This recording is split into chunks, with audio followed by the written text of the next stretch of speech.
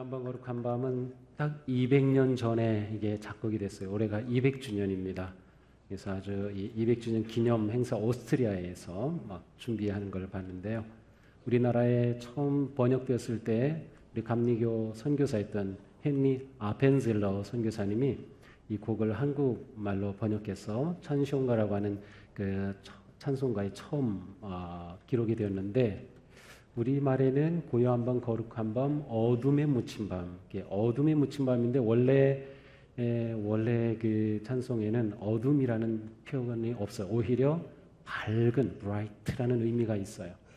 네, 아마도 그 이유는 이 번역하면서 그 당시에 암울한 우리 한국 일제 시대의 이 어두운 열강의 그 압제 가운데 있는 상황을 반영하면서 번역한 게 아닌가, 그러한 평가를 하고 있습니다.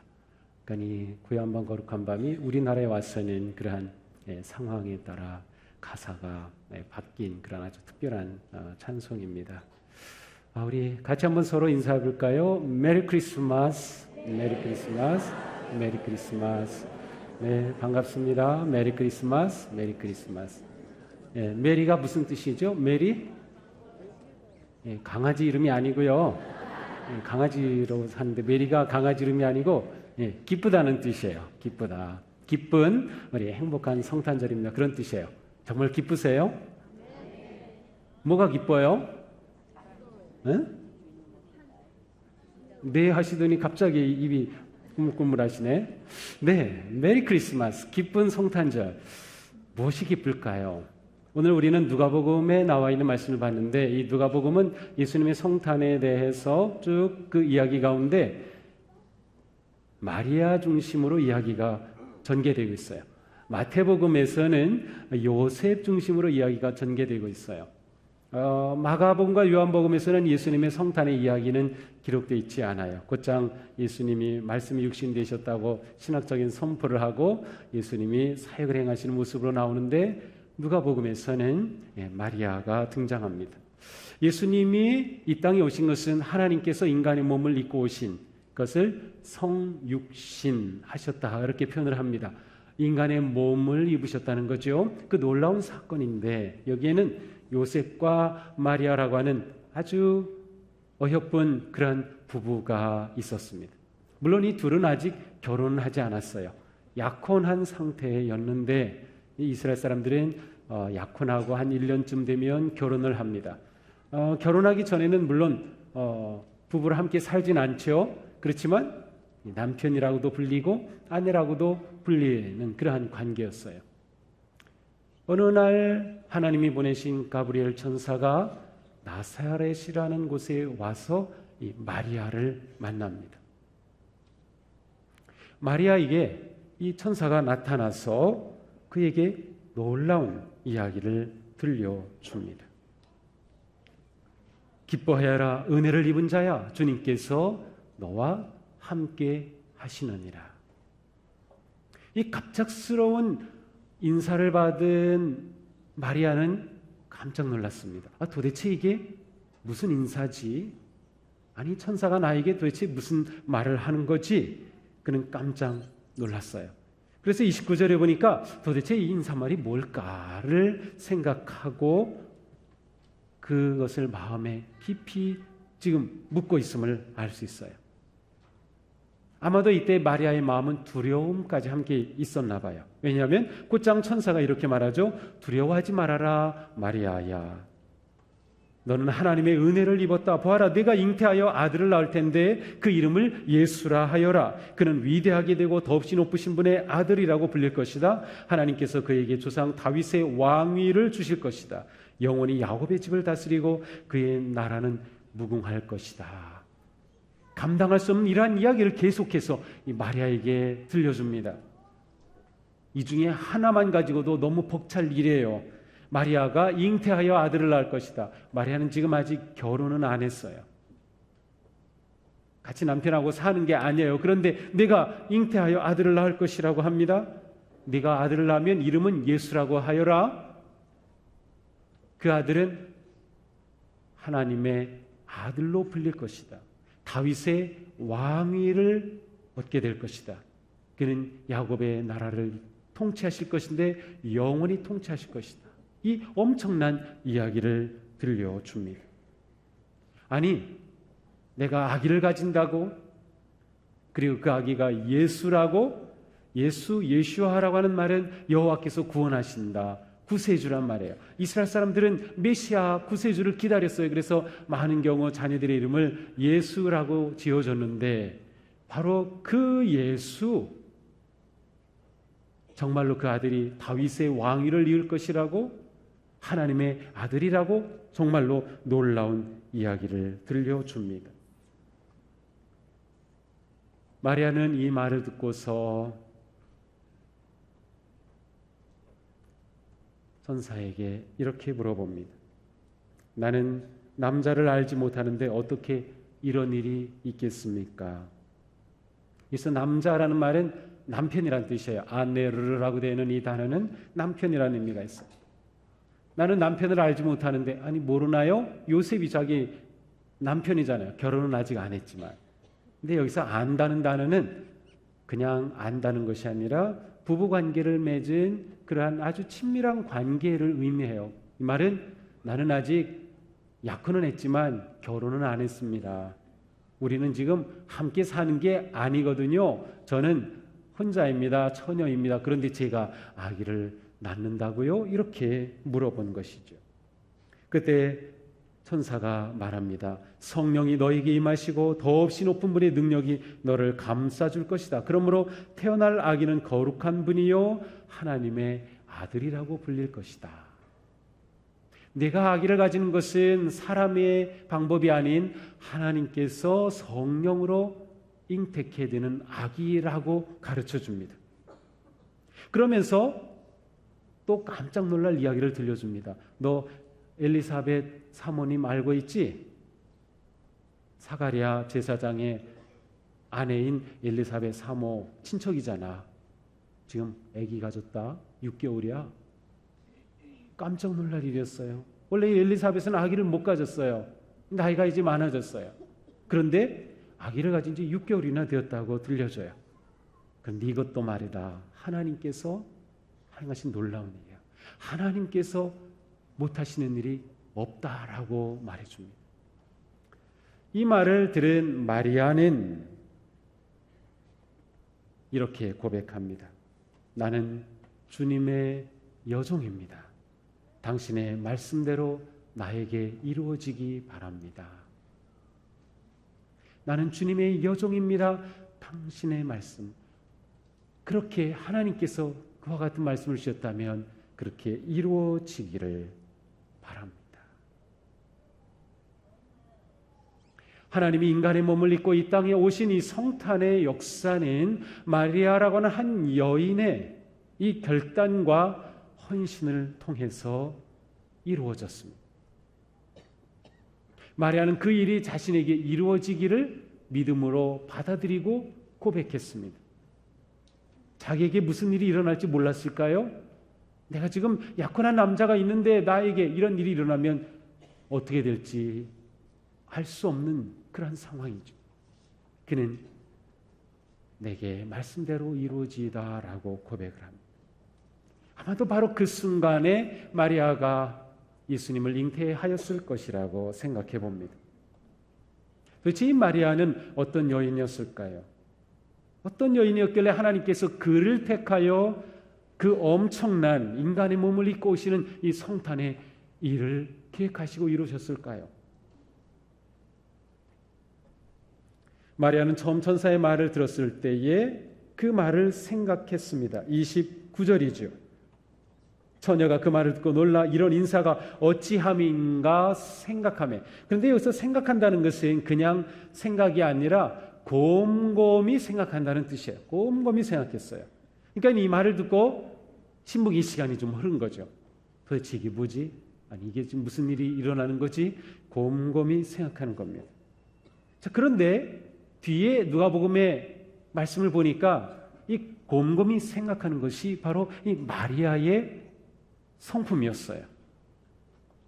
누가복음 2장 19절에 가서 보니까 베들레헴에서 아이가 태어났죠. 목자들이 와서 경배하죠. 그런데 이 광경을 보고 마음에 곰곰이 새기어 생각했다고 기록하고 있어요. 도대체 목자들이 와서 이렇게 경배하고 하는 이것이 참 놀라운 일이구나. 곰곰이 생각했어요. 누가복음 22장 49절에 가서 보면 예수님 12살 되었을 때에 예루살렘에 갔는데 예수님께서 성전에서 율법학자들과 말씀을 나누시고 하는 사이에 오겠지 하고 이 예수님의 가족이 다시 고향으로 떠났어요. 그런데 사흘이 지나도록 이가 잃어버린 걸 몰랐죠. 그래가지고 허겁지겁 예수 잃어버렸다고 예루살렘으로 다시 뛰어와요.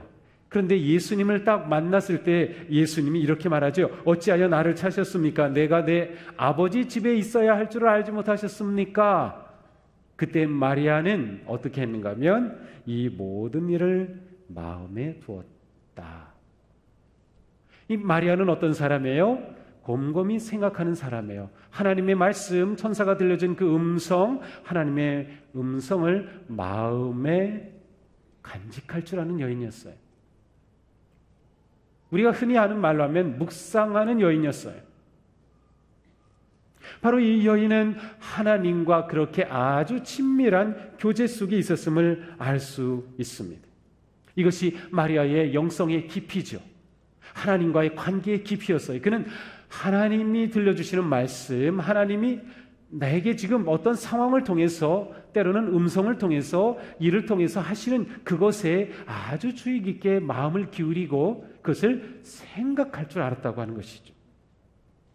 그러므로 마리아는 어떤 상황 속에서 자기의 감정에 이끌리는 대로, 느끼는 대로 그냥 툭 말하는 여인이 아니었어요. 곰곰이 생각하였던 거죠. 예수님의 거룩하신 탄생은 바로 이처럼 생각하고 하나님의 말씀을 마음에 두는 그러한 아름다운 여인 마리아를 통하여 이루어졌습니다. 이 성탄절은 그리스도인들이 가장 분위기에 쉽게 빠질 수 있는 절기입니다. 왜냐하면 세상도 함께 기뻐하기 때문에. 벌써 11월 중순 되면 벌써 백화점에서는 캐롤이 울려 나옵니다. 성탄 노래가 나옵니다.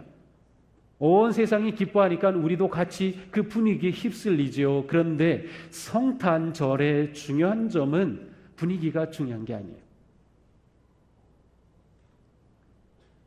성탄절은 우리가 곰곰이 생각할 수 있는 시간이어야 돼. 곰곰이 생각하는 거예요. 뭐를 생각하나요? 성탄절이 기쁘다고요? 왜 기쁘지? 도대체 예수님은 나하고 무슨 관계가 있지? 예수님이 구세주라고?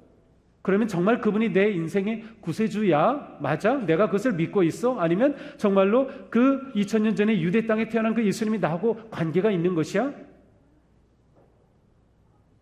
아니 마리아가 처녀로 아기를 가진다고 하는 게 가능할까? 이렇게 일어나는 일들은 도대체 뭐지? 내가 예수님을 믿을 때 그것은 이 땅에 예수님이 오셨기 때문에 그분의 역사와 행적과 말씀과 가르침을 내가 따르고 또 믿는데 정말 그분이 그렇게 태어나신 거야? 성탄절의 의미는 내게 뭐지?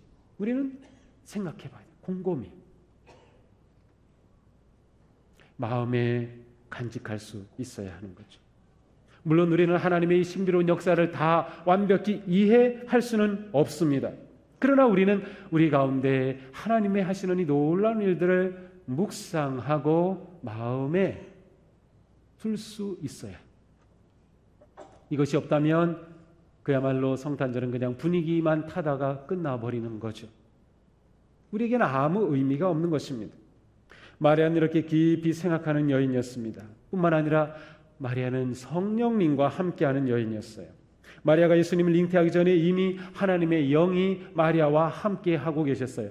주님이 너와 함께 하신다. 이 천사가 그렇게 말씀해 주었죠. 성령의 능력이 너를 감싸주면 너에게 이 놀라운 일이 일어날 것이다. 자, 예수님의 탄생은 성령님의 역사였어요. 성령님의 역사로 잉태되었고 성령님께서 예수님의 탄생과 모든 역사 속에서 성령님께서 일하셨어요. 우리가 이것을 어떻게 알 수 있는가 하면 이 누가복음을 읽다 보면 예수님의 탄생과 연결되어서 성령님이 굉장히 많이 언급되고 있습니다.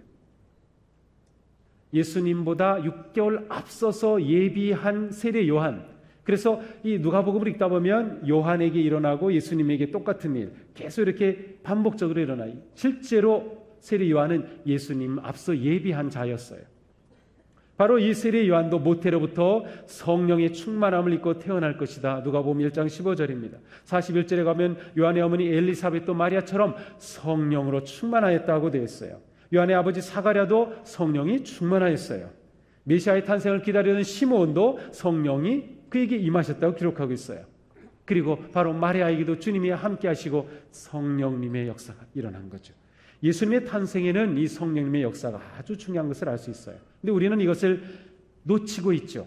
예수님의 탄생, 성령님은 성령 강림절에 오셨어요. 그래서 이것이 연결이 안 되죠. 따로 있는 사건으로 기억을 해요. 그런데 사실은 이 성탄의 사건은 성령님의 역사였다고 하는 것입니다. 많은 경우 성탄에 관한 그러한 그림이나 이미지들 보면 동방의 박사들, 베들레헴까지 이끌어간 별, 들의 목자들, 마국간, 말구유, 요셉, 마리아 이러한 이미지는 보이지만 성령님을 나타내는 것은 거의 안 보여요. 또 성탄 찬양에도 성령님에 관해 언급하는 구절들이 거의 없어요. 근데 이것은 매우 중요한 거거든요. 이미 성령 강림 이전에 예수 그리스도의 탄생에 성령님께서 역사하셨다고 하는 것이죠. 예수님의 탄생을 예언한 이사야서의 말씀도 동일합니다. 이새의 줄기에서 한 싹이 나며 그 뿌리에서 한 가지가 나서 결실할 것이요 그 위에 여호와의 영 곧 지혜와 총명의 영이요 모략과 재능의 영이요 지식과 여호와를 경외하는 영이 강림하리라. 예수님의 탄생에 성령님의 강림이 이미 예언되어 있습니다.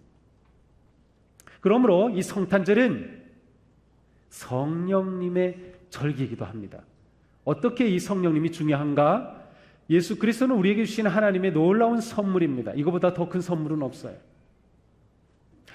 하나님께서 우리에게 주신 이 선물은 베들레헴에 태어나셨어요. 아기로 오신 예수 그리스도, 인간의 몸으로 오신 놀라운 하나님 그분이죠.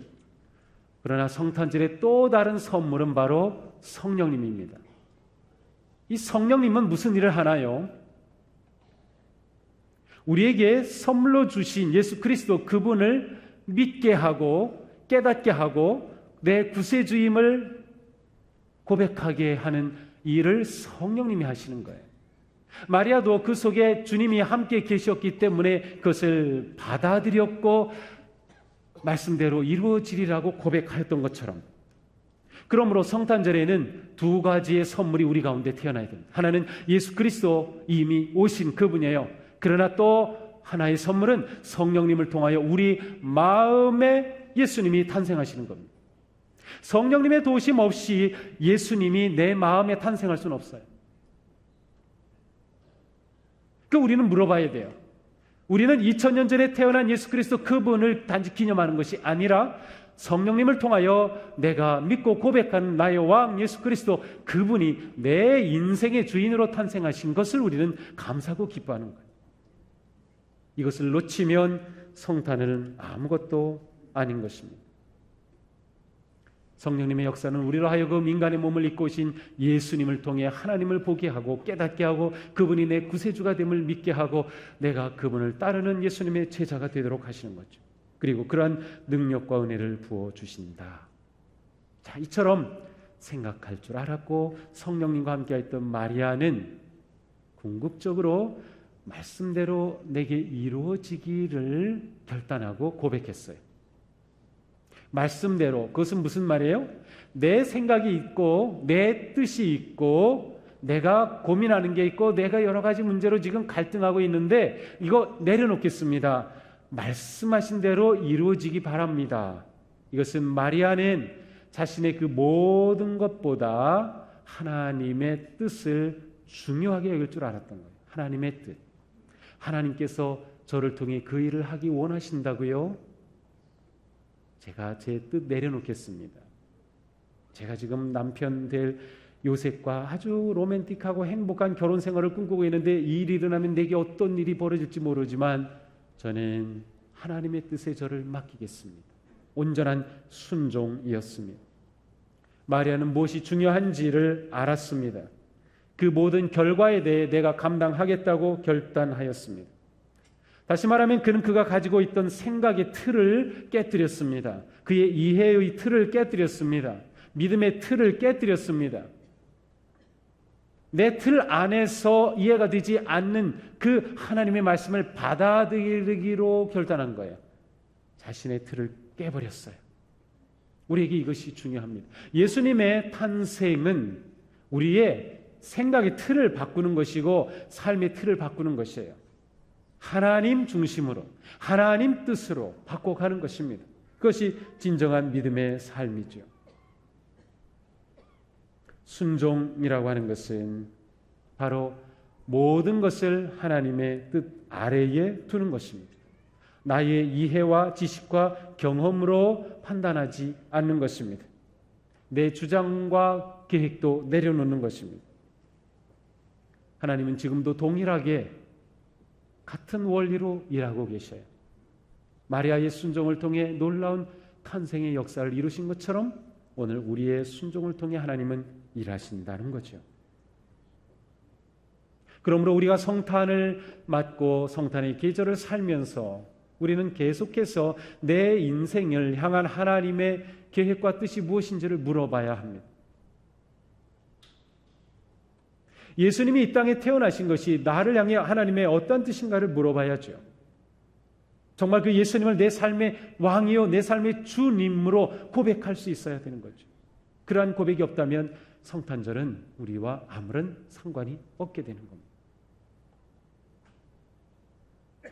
성화를 보면 성모 마리아가 아기 예수님을 안고 있는 그림이 굉장히 많아요.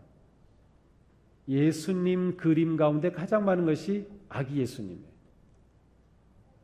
어떻게 여행하면서 오래된 성당이라든지 뭐 이런 데 다 그림을 보면 아기 예수가 꼭 있어요. 아기 예수. 그런데 아기 예수는 예수님의 성육하신 하나님을 그리는 것이지만 여기에 함정이 있습니다. 마리아가 언제나 아기 예수를 안고 있는 그림을 보면 마리아가 커 보이죠.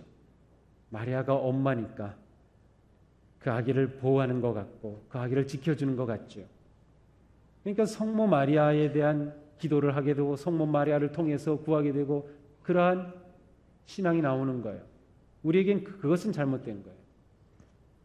예수님은 이 땅에 태어나신 것은 아기로 태어나셨지만 지금 우리에게는 아기가 아닙니다.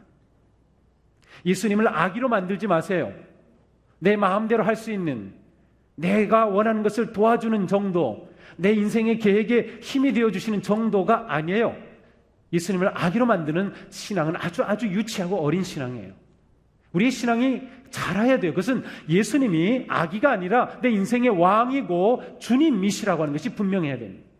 이것이 세워지지 않으면 우리의 신앙이 너무나도 부끄럽게 추락하고 말아요. 세상 사람들이 구하는 것과 우리가 구하는 것이 뭐가 다른가요? 우리도 똑같이 재물을 구하고 똑같이 명예를 구하고 똑같이 권력을 구한다면 우리와 그들의 다른 게 무엇인가요? 우리의 인생에 예수님이 왕으로 딱 계셔야 이 세상의 그 모든 것들이 그 아래 무릎을 꿇게 되는 거죠. 이것이 되지 않는다면 예수님은 우리에게 아기일 뿐이에요. 아기 예수님은 우리에게 우리 마음대로 주장하는 어린 예수, 그 신앙 가지고는 승리하기가 어려워요. 성탄절의 진정한 의미는 왕으로 오신 예수 그리스도를 진정으로 내 삶의 주인으로 모시는 겁니다. 그리고 고백하는 겁니다. 주님의 뜻대로 제가 하겠습니다. 주님의 말씀대로 제가 살겠습니다. 주님의 말씀이 제게 이루어지기를 바랍니다. 그러므로 성탄절에 우리는 다시 한번 내 왕이 누구인지, 내 인생의 주인이 누구인지 확인하고 고백하고 결단하는 그러한 성탄절이 되기를 바랍니다. 그렇습니다. 그것이 진정한 성탄절입니다. 관심은 어디에 있습니까? 우리는 성탄절에 무엇을 구하고 있습니까? 반짝이는 장식과 요란한 캐럴과 자기 만족을 위해 무엇인가 정신 팔려 있고 소비하고 누리는 것에 마음을 빼앗긴다면 그 마음에 예수님은 왕으로 오실 수 없을 겁니다. 우리의 성탄절은 너무도 지나치게 상업화되었고 지나치게 소비적인 성탄절이 되고 말았어요. 내가 정말 예수 그리스도의 제자라면 이 성탄절에 예수님만으로 충분하고, 그리고 이 성탄절에 오직 예수님이 전부가 되는 그러한 성탄절, 진짜 성탄, 참된 성탄의 역사가 우리 가운데 일어나기를 주님의 이름으로 축복합니다.